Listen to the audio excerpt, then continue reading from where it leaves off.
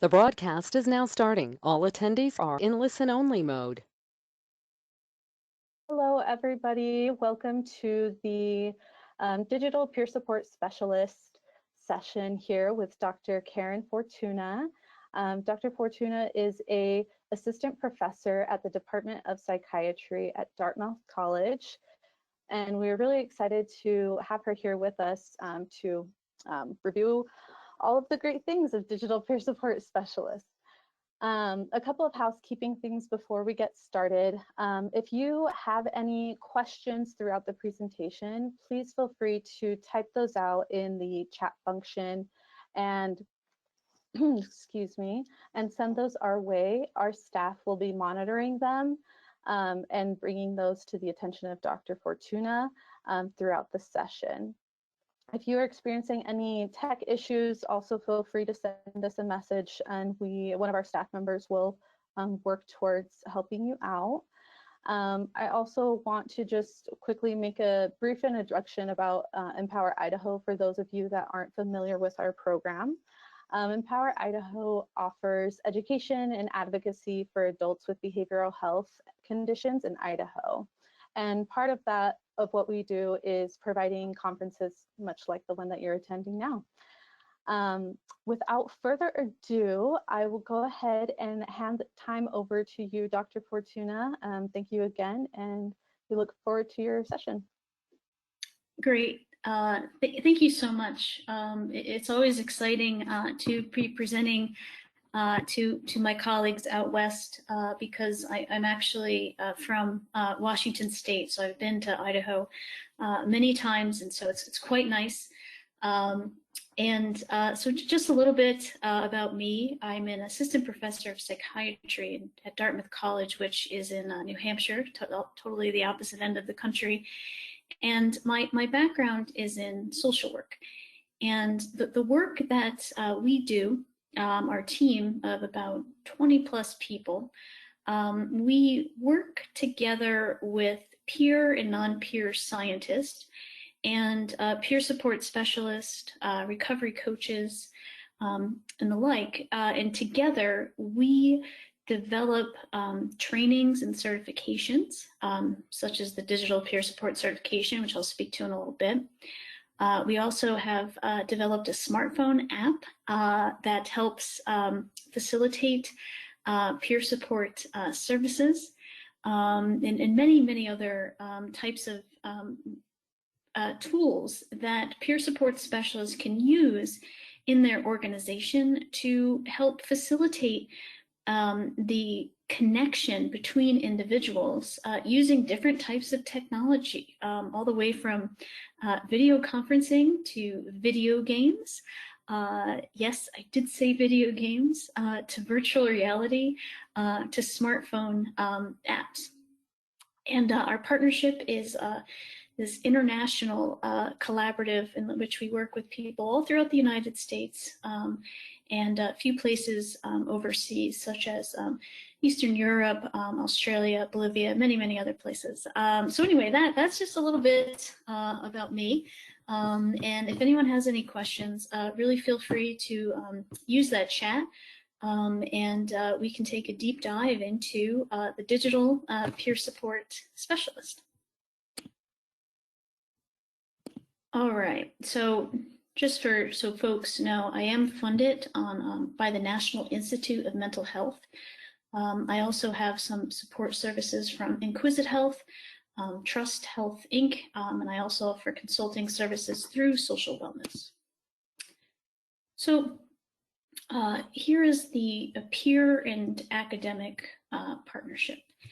And here we have this really amazing team of peer support specialists, clinicians, policy makers, which is very cool, and I'll speak to some cool stuff happening in that area, engineers and computer scientists, and service users as well. And through this partnership, we collaborate as equal partners in all of the work that we do. I could say equal partners, and then we could ask, peer support specialists or even policymakers, and they could be like, no, we're not equal. We don't have shared decision-making authority. Well, because of that reason, we actually developed a tool around equal partnership as well. So we could make sure we could assess that over time to make sure that it is equitable. And that's just one of the really cool things that our team has developed. And this partnership is, it's really around engaging with one another, collaborating with one another. People reach out to us from all over the world and say, here's a problem. How can we advance the science of peer support to solve it? And together we come up with really cool solutions. And on these teams, we have complete shared decision-making authority. So a scientist who maybe has a super high degree level of education, and then maybe a service user who maybe also has a high degree of education, or maybe not. They each have the same level of authority of making decisions around the project, which is really exciting. And here we have a lot of co-learning as well.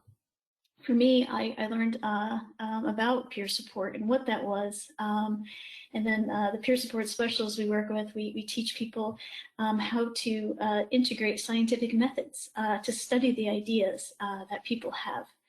And within this, we have trust and complete transparency, meaning that in some of these tools that we developed, one of which is an app, the peer support specialists who are part of that project, they actually are co-owners of that app as well. And so having that transparency and honesty about all of that.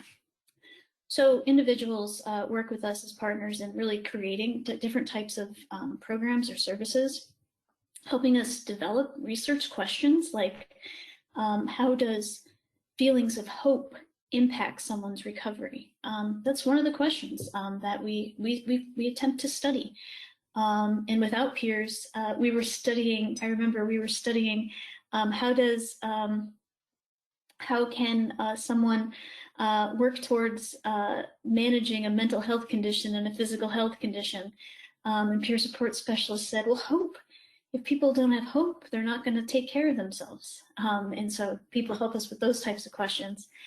And also looking at outcomes, like recovery-focused outcomes, or outcomes that are important to service users or peer support specialists. And of course, implementation considerations, meaning that when we develop these things, well, how are they actually going to be used in practice? Because what we know right now is that what has been developed traditionally within the field of psychiatry and other fields, it actually takes, for the interventions that are developed, it actually takes 17 years for them to actually get used by the public. So we work with peer support specialists and service users and many others to start thinking about, well, when we develop these programs, how do we get them integrated? So we think about that really early end. Then also support in helping conducting the study. Some in recruitment potentially with peer support specialists, that's worked in some places and not others. And also supporting retention in our studies, and then also delivering the programs and services as well.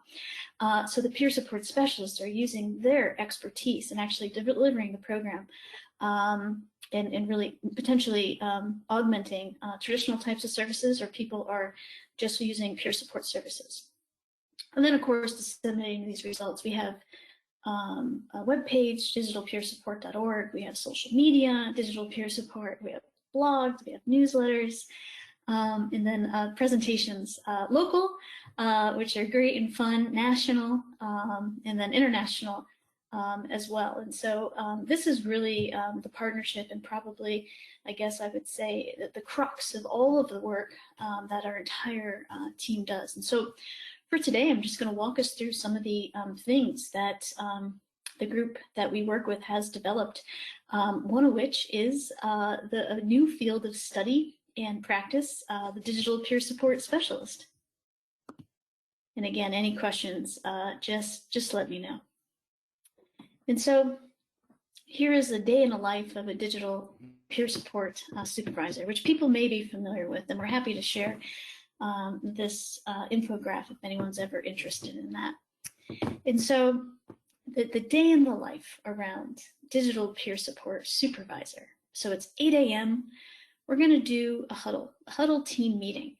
And so people come together for 15 minutes in the morning, and there's some informal check-in, seeing if everyone's okay, seeing what things need to be changed. Maybe there was a change in HIPAA compliance. Well, then that is shared with individuals.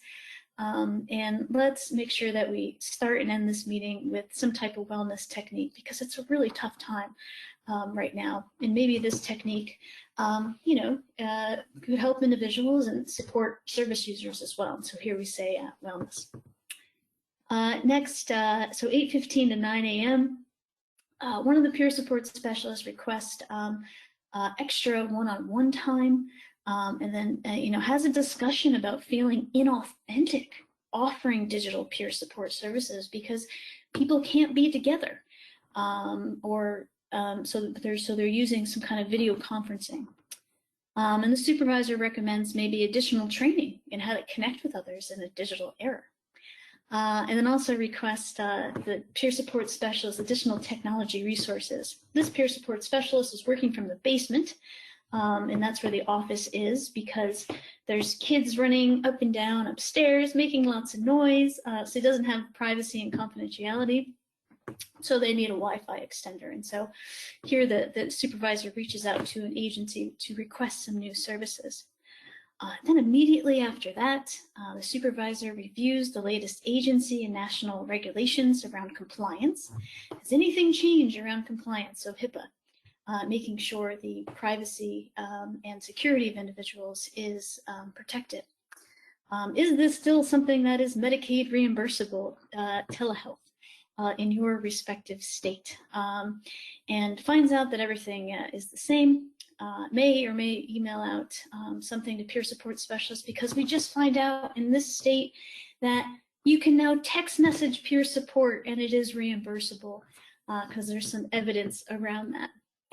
And then there's an informal supervision meeting during a phone call. So here we had the video conference, and then we had a telephone call, and people were also sending out emails as well. So there's a lot of different technologies happening here. Next, there's one-on-one supervision to review work plans and communication plans. How should people be contacting supervisors or one another? Maybe I have a Facebook page, and some of the service users I'm working with, they friended me on Facebook. I'm not really sure what to do. Or maybe I've been friends with this person for 20 years. Now they're receiving support services from our organization. What do we do around these Facebook communications? So we come together to develop some level of communication plan. Here's a working lunch, of course. And here we only get 30 minutes of personal self-care. And we are so lucky because our organization actually reimburses us for personal self-care, which some places are doing in the East Coast, and also some commercial companies as well. And so this person has 30 minutes, which is quite nice. And then there's a safety huddle, because an individual text message that they were having feelings of self-harm. And so they have to implement a plan to support that person. And then finally, follow-up emails and prepare for tomorrow. And magically, the day ends at 5 o'clock, which usually is not the case, especially as we move further and further into the pandemic. People have been reporting peer support specialists digital fatigue from going from meeting to meeting through video conferencing to email to telephone calls. And so we hope the day ends at 5 o'clock, but this will be a magical day in that it doesn't always do that. And curious if that day sounds familiar to anyone, and if you would add anything to that, and go ahead in the chat and place that in there. In working with the International Peer and Academic Partnership, there is now a digital peer support certification that has been recognized on the timeline of peer support by SAMHSA.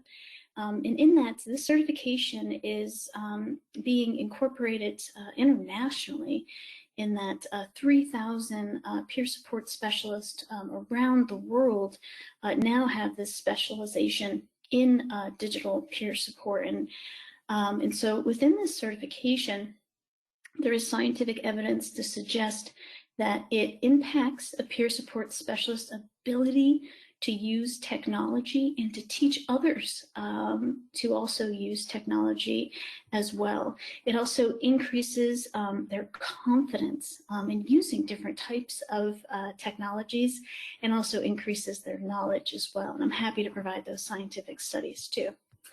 And so here, the certification, it is a 3-day training, 5 hours each day. There is a test at the end of it and a performance training as well. And states now across the country are integrating certain aspects of digital peer support competencies at their respective state levels. And also a scientific publication on that as well. So I'm happy to share that too. And so the certification goes over, well, what is digital peer support? This is so new. How do we define this? And it's defined as live or automated support services delivered through a technology media. And in that, the technology could be video games, it could be virtual reality, it could be text messaging, it could be smartphone apps, it could be video conferencing, and never forget, it could be the telephone as well. So, and within that too, it could be live or automated, which is also really controversial in that live peer support is one human to another human being. Automated peer support is something around the integration of chat bots. And so if people go to websites and they say, how can I help you? A little chat feature comes up at the bottom. And you say, oh, I'm here because I need some tires for my car. What's happening in these chat bots is that they're picking up certain words that you're using, and they have an automated response on the end of it. So it's not a real human being. It's actually all of this other text on the back end based on what you say. So, oh, you're interested in tires? They pick up the word tire, and then they say, we have these in stock. So they have this for thousands and thousands of conversations. And so while highly controversial, it's very important to know that companies and scientists are attempting to replicate the warmth and empathy of a peer support specialist using these types of chatbots. So that's where this automated peer support comes in. And to date, it is not known if that is possible. To date, it is not known if that is something that people want to use. And all of that is really important as we think about how digital peer support expands across the world and what that is going to look like. And I'll just pause there for a moment and see, was there anything in the chat that I should address, considering speaking to some of the chat bots is pretty controversial? I do not see that any chats have come through, but again, we encourage that that conversation piece. So please feel free to enter that in. Sure, great. All right. And then we have digital communication skills as well. And so what are digital communication skills? So, Karen, I got one that just came through. Give me just one moment here.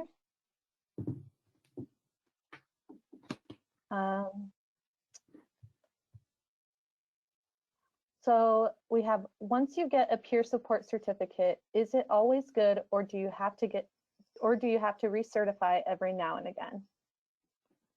Oh, that's a great question. And so your respective state will have a certified peer support specialist training, and that's your required certification. And so this is something that's on top of that, and there is a free recertification after 1 year for this actual certification as well, in that people will receive an on-demand link, meaning that they can go and do the certification without our colleagues as instructors, and can go online and do that automatically. Thank you. Thanks.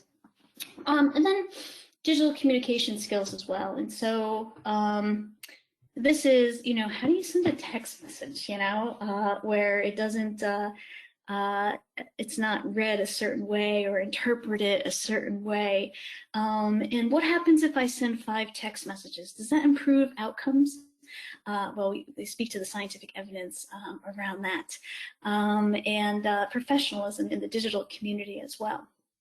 Then we have technology literacy and usage skills, which is so important because here we talk about chatbots, digital phenotyping, natural language processing, and like what the heck are all of these things? And so we speak to what is happening really at the edge of science and these different technologies and different ways how people understand what the technology is showing to us, I guess. And in that, it's really important because what's happening now around the country is that technologies are being developed where people are spending, millions of dollars in developing it, and they find when they put it out there in the real world, people don't use it. They'll maybe use it for 2 weeks or something like that. And to date, all the scientific evidence suggests that peer support specialists, by incorporating them in either onboarding of the technology, maybe text messaging through the technology, you actually get people using the technology. So a lot of peer support specialists are being recruited to join commercial companies or research studies, and in that, it's important to know what some of these technologies are, and also so people can make an informed decision if they want to be involved in some of these technology, and to ensure that it's aligned with their values and principles. Also, too, we talk about digital peer support technologies, how people are using video games, where virtual reality is offering people support with substance use challenges or experiences of post-traumatic stress disorder. And then speaking to organizational policies and the ethical issues. And these ethical issues have all been defined by peer support specialists themselves. And then privacy and confidentiality, the latest around HIPAA compliance in these types of areas. Then how do you monitor digital peer support, and should you, and what that looks like, and then how we address a digital crisis, and in that, in really encouraging people to have crisis plans in place. What if someone writes you over Facebook and says that they're not feeling well, or they want to harm themselves or another person? What do you do in that situation? And finally, how to hire, train, and supervise digital peer support specialists. And so currently now, what's happening out there in the world of digital peer support, this is an online survey that we collected data from 488 peer support specialists and or recovery coaches, and it represented 41 states. And I'm sure we sent it out through Idaho as well, so I'm pretty sure Idaho is incorporated in here. We found that more than half were trained in digital peer support, which is very exciting. And we asked them, well, what kind of technology are you using? And they're like, well, definitely video-based conferencing. Everyone's using Zoom or GoToMeeting. And then people are using text messaging and then telephonic peer support as well. So people are actually offering peer support services through text messaging. And within that, they're following up on goals, they're creating recovery plans, and supporting people in areas that people need support. And we see that older adults, or COPEs, or certified older adult peer support specialists, they're also using text messaging as well to provide wisdom, to help other people engage in new technologies, and then to share their lived experience of both mental health and physical health challenges. And then a lot of people are using apps that are available, commercially available, one of which was Calm. And social media, including Facebook, and then followed by these other emerging areas, which are new areas of peer support or digital peer support, which include virtual reality and video games, which is super exciting. And so in the chat, I'd be curious what people are using now. Are you using Facebook to offer peer support services? Are you using something like Twitch to support individuals as well? So let us know. Ooh. And then here, technology is the means for human connections. As human beings, we all have a need to connect with one another. So no matter who you are, we all have this need, and that is because of early hunting and gathering types of societies. We lived in these large groups of about 150 people. And together, we supported one another because we had to. These were very, very early days in societies, and so we needed one another. And as things, progressed in, society and the world, we no longer need to live in these groups of about 150 people. But what has stayed with us is still this need to connect with one another. And so while technology can be used to track symptoms or changes in symptoms, or maybe it's around substance use challenges, for peer support specialists, it's more around facilitating the human connection, not so much tracking symptoms or monitoring medication adherence. It's really that facilitator and how we can connect and offer these peer support services with other folks. And so here is a national survey of peer support specialists, and included almost 300 people from 38 states. And check out the age range. We had people aged 21 all the way up to 77 years old respond to this survey. And we asked them, do you own a smartphone? And this was conducted all the way back in 2018. And which seems like a lifetime ago, in that when we met, me and my colleague, who's a certified older adult peer support specialist, we met with some of the most brilliant people in the world, and we said, hey, what if we integrate technology with peer support? And so they said to us, it was two questions. First was, what's a peer support specialist? So, we told them what that was. And then they said, do peer support specialists even own smartphones? And we were like, yeah, of course they do. But we did this study just to suggest that, yeah, of course they do. Many people are provided smartphones through their respective organizations. So about 90–95% of individuals. So what is the role of peer support specialist in the digital era? And so this is really, really important. And we wrote this manuscript with our colleagues, Robert Walker, Dan Fisher, George Moss, Stephanie Allen, and Pat Deegan. And what was currently in the scientific literature was the importance of incorporating user-centered design in the development of technology. And so what user-centered design is, and if anyone's familiar, just let me know in that chat.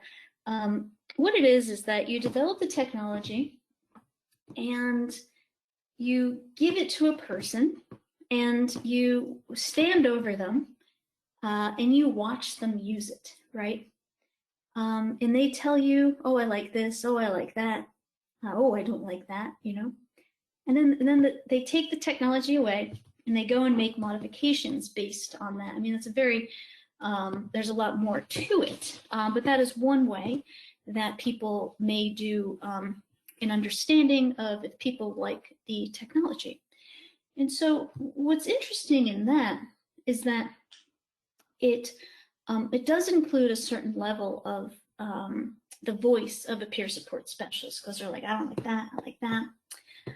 However, in developing certain types of technologies, we find that by just using that approach, people really don't engage with it as much compared to when we develop the technology with peer support specialists as our equal partners. And so rather than giving it to someone for an hour, here I like this, I like that, and watching them, you actually develop with them side by side and incorporate principles of community engagement. And then the voice of the peer support specialist is really aligned with whatever the technology is.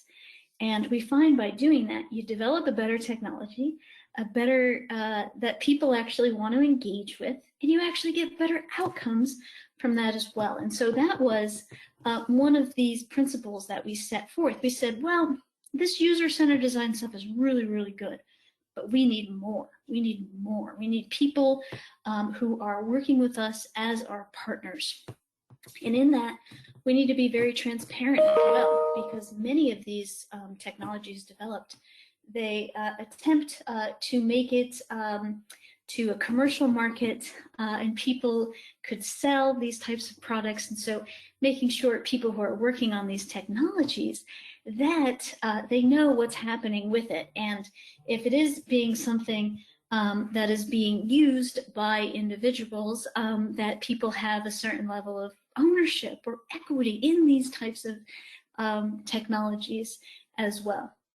And here too, these really great technologies, they also embrace multiple dimensions of health. And so what that means is that some of the things that have been developed in that focus on a single task. And so mental health recovery, we know, is not a singular task of monitoring and addressing psychiatric symptoms. Recovery involves this really complex interaction for individuals around an individual's biological self, their psychological self, and their socio-cultural self as well. And so by incorporating the work that peer support specialists do, we naturally will get at those certain features. When we think about the psychiatrists offering telehealth services, they're going to focus in on medication management. When a psychologist offers telehealth services, they're going to focus in on symptom reduction or monitoring of symptoms. When a peer support specialist offers telehealth services, they're going to focus on the individual, meet them where they are, and support them through a very complex process of the individual's biological self, psychological self, and social cultural, and so how they interact with the world and the environment. And so incorporating that is incredibly important. And within this too, it is one of the most interesting scientific findings that we have is that peer support specialists really promote engagement in technology. And so as people are developing these apps, or maybe a smartwatch or whatever it is, people commonly disengage after about 2 weeks or so. But you incorporate a peer support specialist in that in any way, maybe onboarding, maybe text messaging, maybe vouching for the technology potentially, that you'll have higher rates of engagement, which is an interesting scientific conundrum that peer support specialists naturally have solved. All right. So here, I just wanted to speak to the PeerTech system for folks, which is really, really cool. And so this is another one of the cool things that has been developed and out there in the world. And so with PeerTech, this is based on an evidence-based practice that it's about a 200-page manual. It's really about this thick. And that manual is in helping people, it's actually for clinicians and master's level clinicians in delivering medical and psychiatric self-management. It's called Integrated Illness Management and Recovery. And so it helps people manage physical health conditions and mental health challenges at the same time, which is very cool. And they did 2 really big studies that were methodologically rigorous, including randomized control trials. And they found, yeah, this helps people with a lived experience address, develop self-management skills to manage mental health conditions and physical health conditions at the same time. It also led to a reduction in hospitalizations as well. And so in this, it's this great program, so it's great evidence, you know. Some challenges with it is that not a lot of people have been using this type of program because it's up to 1 year long. Could you imagine having to go to a place for 1 year, meeting with an individual for 1 hour each week to get these benefits, right? Well, great and amazing. It's also, you know, pretty challenging to physically drive to a location for 1 hour each week. What if somebody has a job, right? What if someone doesn't have transportation? And so also for organizations, having this delivered by a master's level clinician is really resource heavy. And so in working with our peer and academic partnership, we have, we took this intervention called Integrated Illness Management and Recovery, and we work with peer support specialists to adapt it so it could be delivered by a peer support specialist using technology. And instead of it being 1 year long, we made it 3 months long.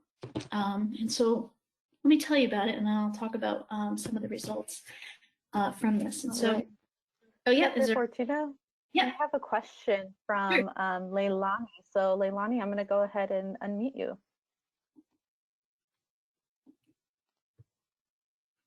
Oh. Looks like you might have to unmute yourself, Leilani. Let's see.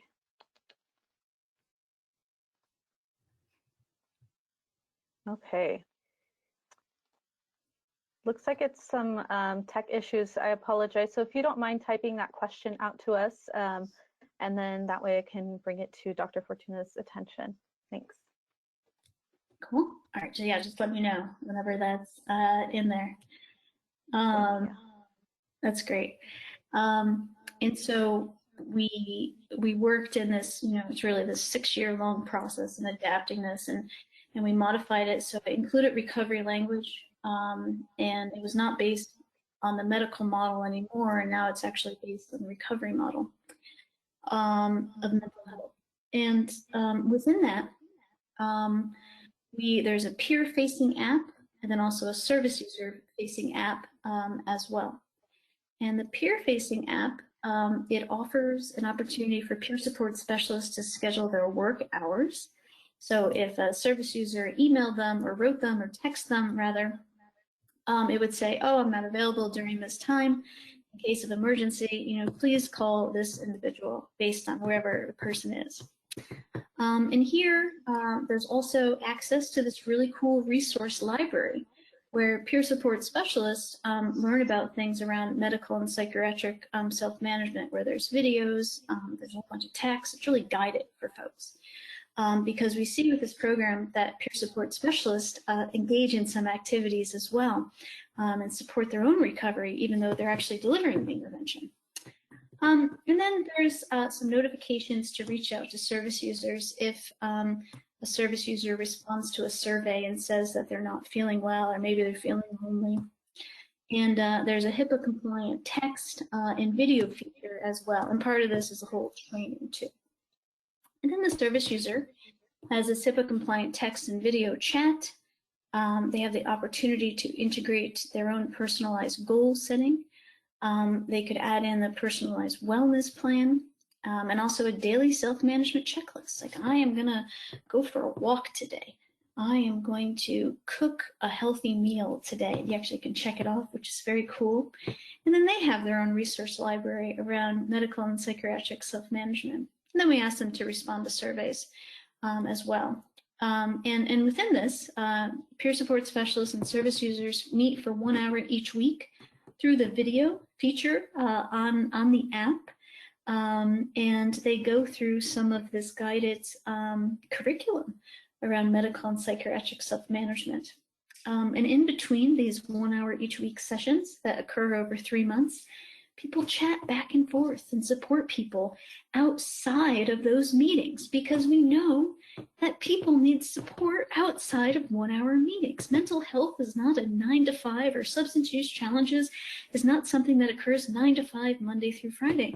People may need extra support outside of those times. And so this chat feature, we're seeing that you're actually able to increase the impact of these peer support sessions by offering additional chatting in between. And so the chat has been around peer support, following up on goals, and supporting individuals.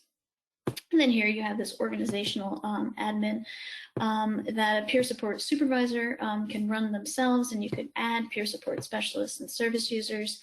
You can reset passwords, which is one of the most common technology challenges that we find with this. And then you could select surveys to send out to service users. So if your organization is interested in loneliness, you can send them a survey and find out how people are doing, and you can actually see trends. And if people are feeling lonely or feeling great, and if people are feeling really lonely, you can send out, you could ping the peer support specialist to reach out to them to see if they're doing okay.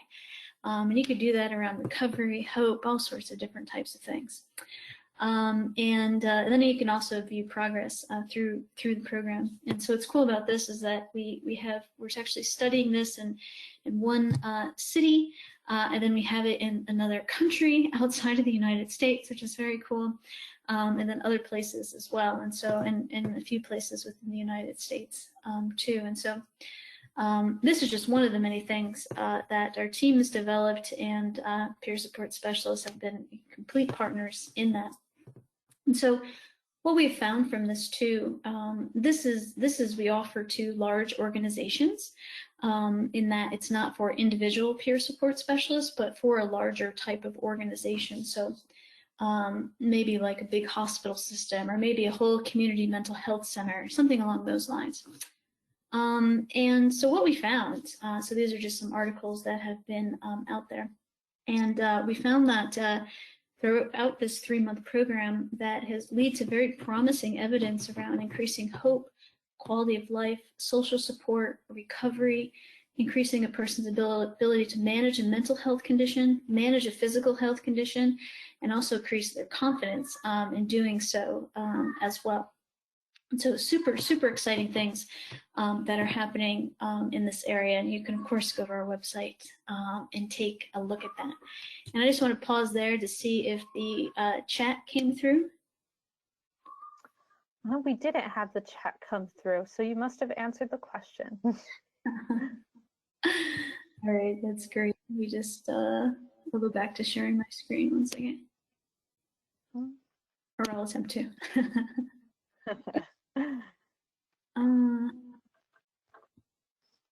All right, so this is just one of the many things that, let me see. Can you see that now? Yep. Okay, cool. So this is one of the many things that is happening in the field. And so some words of caution as well is that individuals are using technologies to facilitate delivery of, it could be peer support, it could be something that's more guided around mental health and physical health self-management. There's some early literature in the area of training peer support specialists to provide something like cognitive behavioral therapy. So people are using technology to help facilitate that process. And so I do say as a word of caution in that while technology is this, something that could really help the delivery of services, it could also, potentially create things that may not be aligned with the values and principles of peer support specialists. And so when technology is integrated in communities or organizations, it's important to read privacy statements, to make sure it's aligned with your values, your ethics, so you can talk to service users about that too, so people can make an informed decision if they want to engage in certain technologies. And then also reading about how the interventions were developed or programs and services. Is this something that is aligned with the recovery model of mental health? Is that something that aligns with your values and principles? And so just a few things to consider. And what we're hearing about the future of digital peer support is that there will likely be an integration of technology-based services that are supported by peer support specialists, but also in-person services as well. So potentially individuals will have choice in how they want to connect with one another. All right, so I'll just stop there and see if there's any questions for me.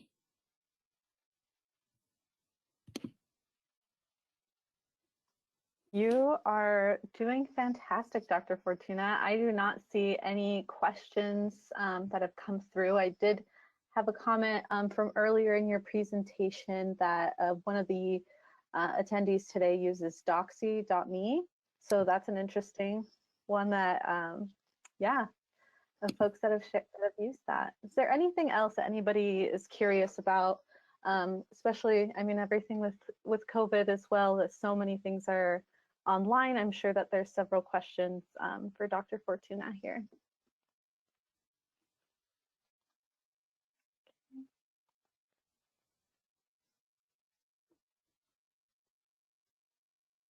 All right.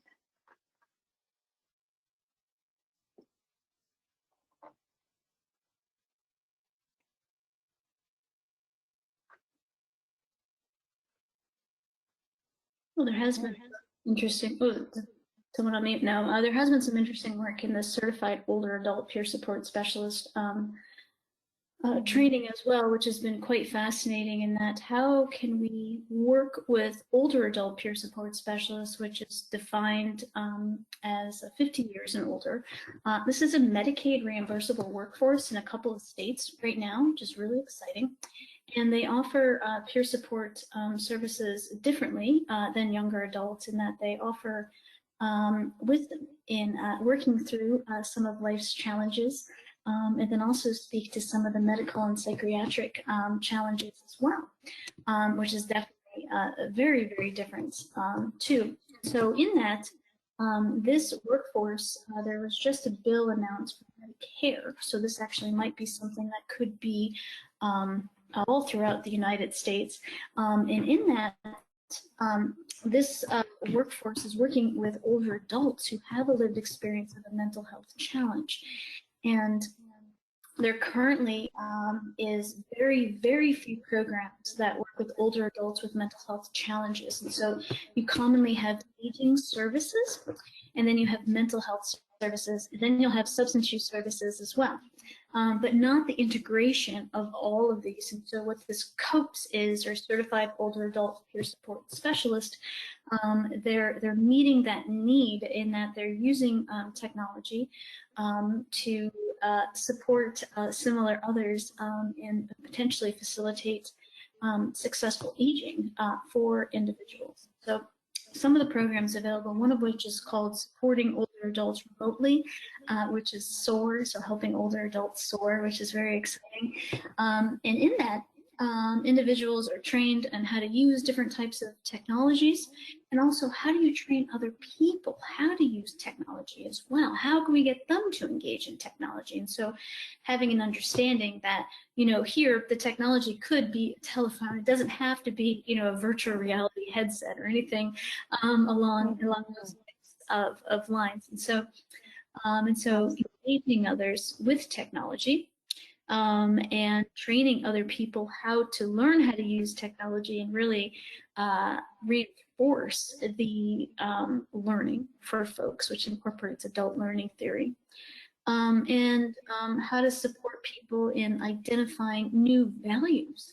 As individuals age, maybe the values stay the same, but then a person's capacity to achieve those values may be more challenging as individuals age. And so maybe if you value adventure as individuals age, part of the normal age-related process is potential changes to mobility.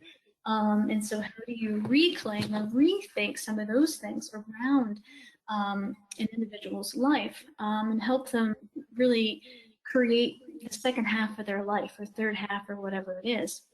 And some early evidence is looking at how this COPES program could impact promoting successful, keeping people in the community, and living a life that's aligned with their values. In this, they're using all different types of technology, one of which is apps, another is telephone, another is Facebook as well. So some pretty exciting stuff. Yeah, absolutely. I had a couple comments in the chats of folks, one saying that they are over 50 and also realize that this is a service that they need, that is needed for sure.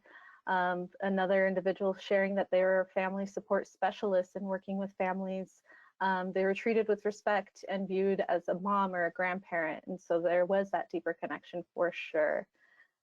We have another question here of someone that's wanting to know how they can find out if their state allows for digital peer support specialists. Oh, sure. And so, well, what state are you from? I might be able to just tell you that. And so, if you just mind putting that in the chat, but what you can do is reach out to your supervisor, your organization, or reach out to your local peer support certification agency. Empower Idaho is my guess if you are joining from Idaho, and seeing if they allow for digital peer support. And so what happened in March of 2020, there was a national declaration because of the COVID-19 stating that all providers, including peer support specialists, including clinicians, including psychiatrists, can now use telehealth services as this emergency declaration. And so at that point, all states are able to do that. And it's up to the respective organization if they can bill for that. So that your state most likely is, and we have been monitoring that to see when that emergency declaration will lift. Learning from senators from around the country, it sounds like it's going to stay in place. People are working to make it stay in place because they're seeing so many amazing benefits to offering these services, including reaching hard to reach groups that commonly didn't engage before. And one of the offsets of that too is that, well, it's really helpful for folks. People are reporting really high levels of digital fatigue.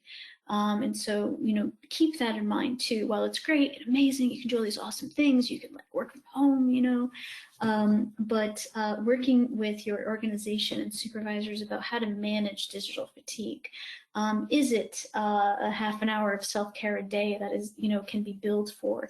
Is it only having 45-minute meetings and having the 15 minutes in between to, you know, do something kind for yourself? Is it having a video conference free Friday? And so because it's real, people are very tired. There's a really high level of burnout. And while really, really exciting, it's also, you know, just to kind of think about some of the other things that are happening in that area as well.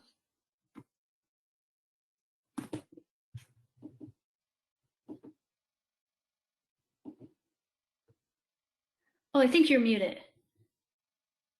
Thank you. Thanks for sharing that. Yeah, I had another message from someone saying that you're doing some impressive work and future forward research. I do miss the true in-person human contact and feel that in-person human contact is more impactful, but I'm old school. What are your thoughts on that? Yeah. Well, first, thanks. That's great. Thank you so much. And if you're interested in you know, learning more about our partnership and the cool stuff we're doing or being involved as a partner, just please send me an email, and happy to have more join our team. And, you know, it's fascinating that you say this because I literally got off another conversation that said the exact same thing. In that, is there a difference?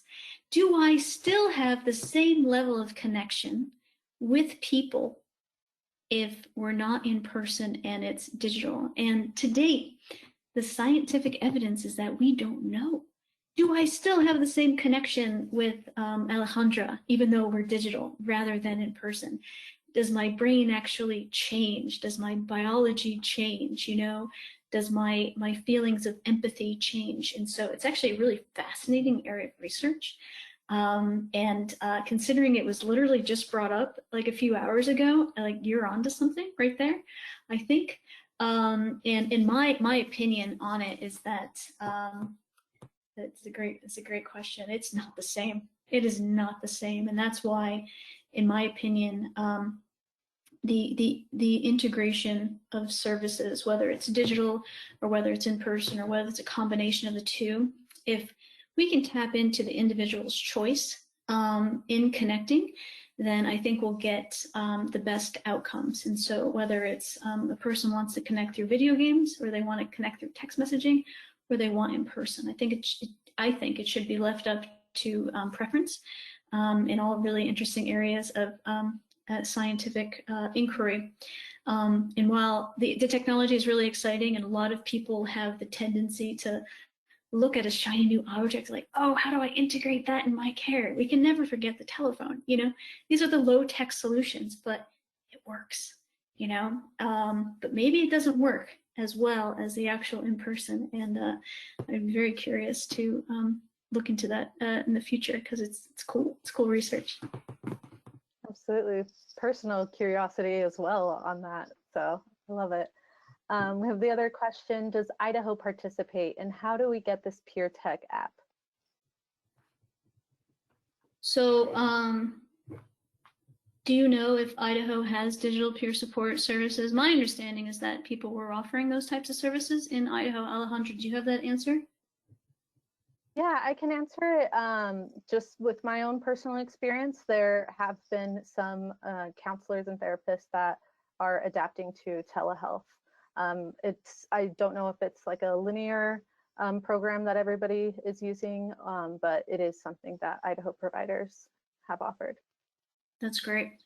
Yeah, so it sounds like it is something that is Medicaid reimbursable in your respective state. And so it may be only through video conferencing. Some states are offering text messaging as a way to connect with other people. Idaho may only be through video conferencing, based on anecdotally what I'm hearing as well. And with the Peer Tech app, we work with large organizations, so you're more than welcome to reach out to us. And so we give you training and access and how to integrate that into the services that people provide.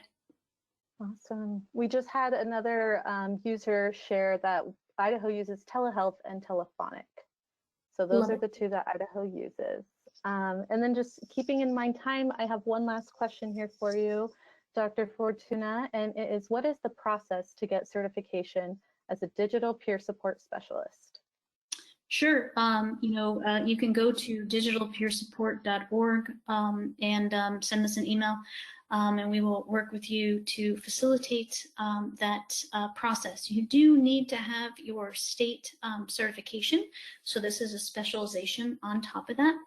And then you'll join me and my team and my colleagues, certified older adult peer support specialist, Mr. Rob Walker, who co-produced the certification for 5 consecutive days, one after another, so 15 hours total.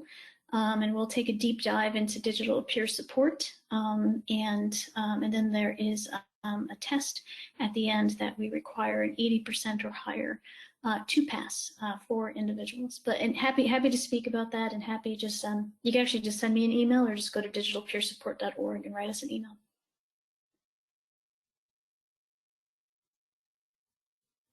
Oh wait, you're muted again. Here I go, trying to get rid of the white noise. No, I just wanted to thank you again for presenting. This was such an informative session, and I welcome all of you. If you have any follow-up questions for her, please do feel free to send them to the Empower Idaho team, and we can share those over as well. Do you have anything else to share, Dr. Fortuna? Otherwise, I think we are all set. No, just want to thank everyone for taking the time today, and happy to have future conversations. And just 2 things. Thank you for being you. The work that people have done, peer support specialists during the pandemic, has likely been a lifesaver for a lot of individuals, and their ability to engage in technology-based services literally overnight was impressive and just quite amazing. So just thank you for being you, and don't forget to take care of yourself as well. So, because it is a tough time, so let's never forget that. But anyway, thank you everyone, and feel free to follow up. Thank you all. Have a wonderful rest of your day. Take care.